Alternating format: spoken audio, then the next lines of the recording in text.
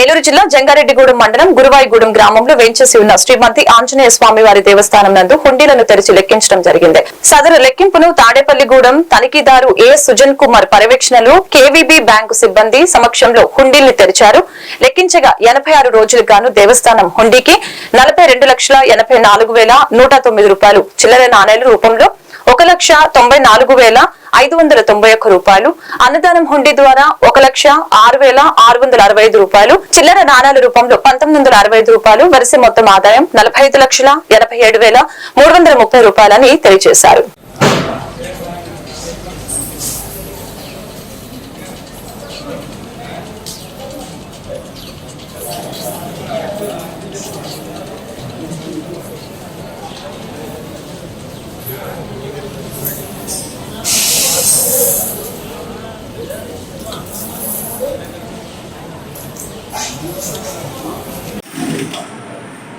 జై శ్రీరామ్, జై హనుమాన్.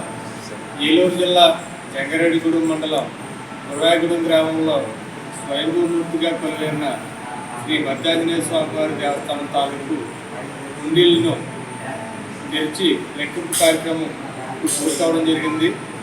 ఈ హుండీల లెక్కింపు కార్యక్రమం దేవాదాయ ధర్మాదాయ శాఖ తాడేపల్లిగూడెం ఇన్స్పెక్టర్ శ్రీ సుజన్ కుమార్ గారి పర్యవేక్షణలో వివిధ గ్రామాల నుండి వచ్చిన శ్రీ స్వామివారి సేవాభక్తులు, సిబ్బంది, ముఖ్యంగా జంగారెడ్డిగూడెం పట్టణం పదూరు వైశ్య బ్యాంక్ మేనేజర్ వారి సిబ్బంది యొక్క సహాయ సహకారాలతో ఈ లెక్కింపు కార్యక్రమం పూర్తయింది. ఈ లెక్కింపు గతంలో జూన్ 10వ తేదీన జరిగింది.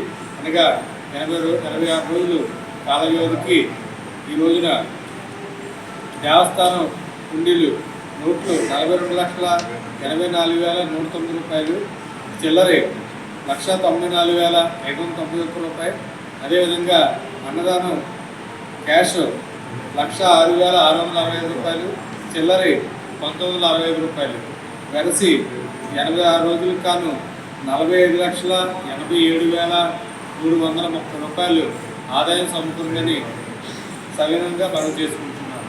జై శ్రీరామ్, జై హనుమాన్.